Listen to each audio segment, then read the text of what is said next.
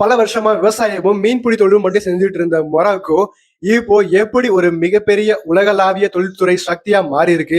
இந்த பிரமிக்க வைக்கிற மாற்றத்தோட பின்னணியை தான் நாம இப்போ பார்க்க போறோம். முதல்ல நம்ம கவனிக்க வேண்டிய ஒரு பிரம்மாண்டமான ஒரு நம்பர் 5,50,000. இது சும்மா சாதாரண எண் கிடையாது. ஒவ்வொரு வருஷமும் 500,000க்கும் அதிகமான வாகனங்களை உற்பத்தி செஞ்சு ஆப்பிரிக்காலேயே கார் உற்பத்தியில 2வது பெரிய நாடா மொராக்கோ இப்போ விஸ்வரூபம் எடுத்திருக்கு. இப்ப நமக்கு கண்டிப்பா ஒரு கேள்வி வரும். விவசாயத்தையும் சுற்றுலாவையும் மட்டுமே நம்பி இருந்த ஒரு நாடு எப்படி இவ்வளவு சீக்கிரமா இவ்வளவு பிரம்மாண்டமான ஒரு இண்டஸ்ட்ரியல் இன்ஜினியர் எப்படி உருவாக்குனாங்க? இது தற்செயலா நடந்த ஒண்ணு கண்டிப்பா கிடையாது.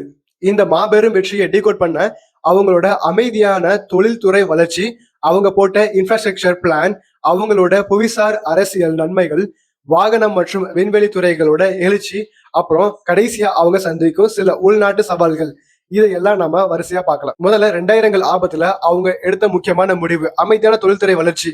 வெளிநாட்டு முதலீட்டாளர்கள் வருவாங்கன்னு அவங்க சும்மா வெயிட் பண்ணல.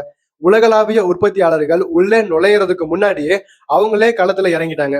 1999 தொடக்கப்பட்ட டான்ஜியல் இலவச வர்த்தக மண்டலத்துல ஆரம்பிச்சு 2018 வந்த அதிவேக ரயில் வரைக்கும் எல்லாமே முன்கூட்டியே ரொம்ப தெளிவா திட்டமிடப்பட்ட ஒரு மாஸ்டர் பிளான். இரண்டாவதா உள்கட்டமைப்பு வரைபடம். ஒரு நாட்டோட வெற்றிய அதோட புவியியல் அமைப்பு எப்படி தீர்மானிக்குதுங்கிறத நம்ம இங்க கவனிச்சே ஆகணும். லாஜிஸ்டிக்கை பொறுத்த வரைக்கும் இது ஒரு பிரில்லியன்டான மூவ்.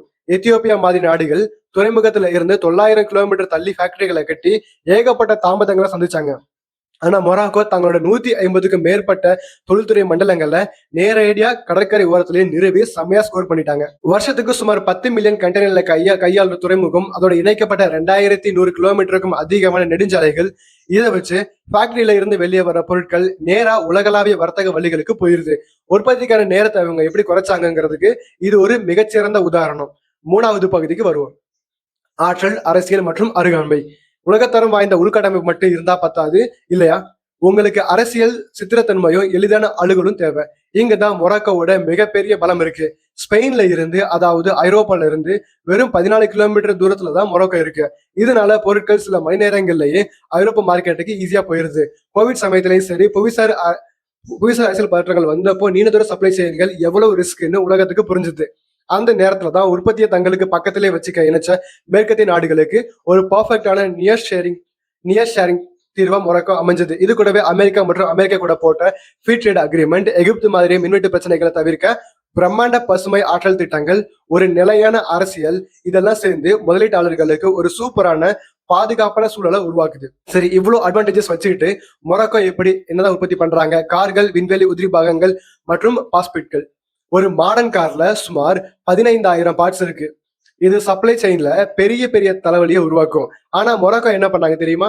உள்ளூர் சப்ளையர்களை வச்சு பேட்ஸை ரெடி பண்ணி பக்கத்துல இருக்க ஃபேக்டரிகள்ல அசம்பிள் பண்ணி எந்த சொங்க வரியும் இல்லாம ஐரோப்பாவுக்கு அனுப்பிடுறாங்க. எல்லாமே ரொம்பவே சீம்லெஸ்ஸா நடக்கும். இந்த ஏகோ சிஸ்டம் எவ்வளவு எஃபிஷியன்டா இருக்குன்னா, துருக்கி, ருமேனியா, மெக்சிகோ மாதிரியான நாடுகளை பின்னுக்கு தள்ளி உலகத்திலே மிக குறைந்த செலவுல கார்களை அசம்பிள் பண்ற இடமா இன்னைக்கு மொராக்கோ மாறி இருக்கு. இதே மாடலை அவங்க விண்வெளி துறைகளையும் பயன்படுத்துறாங்க. போயிங்கஸ், சஃப்ரான் மாதிரியான பெரிய நிறுவனங்களை உள்ள கொண்டு வந்து மிக துல்லியமான விமான பாகங்களை உற்பத்தி செஞ்சு வருஷத்துக்கு $2 பில்லியன் மேல வருமானம் பாக்குறாங்க. ஆனா இது எல்லாத்தையும் விட ரொம்பவே சுவாரஸ்யமான விஷயம் என்னன்னா, மொராக்கோவோட அந்த மாபெரும் பாஸ்பேட் இருப்பதுதான். உலகத்துல இருக்க பாஸ்பேட் வளங்கள்ல சுமார் 70% அவங்க கண்ட்ரோல்ல தான் இருக்கு. உலகளாவிய விவசாய உரங்களுக்கும் எலக்ட்ரிக் வாகன பேட்டரிகளுக்கும் இது ரொம்ப ரொம்ப அவசியம். இப்போ கடைசி பகுதி, இரு வேக யதார்த்தம். இந்த பொருளாதாரத்தை நம்ம முழுசா புரிஞ்சுக்கணும்னா நாம கொஞ்சம் நாணயத்தோட மறுபக்கத்தையும் பார்த்தாகணும். மேலோட்டமா பாக்குறப்போ பில்லியன் கணக்கான டாலர்கள் முதலீடு, பல இன்ஃப்ராஸ்ட்ரக்சர்னு எல்லாம் சூப்பரா இருக்கு.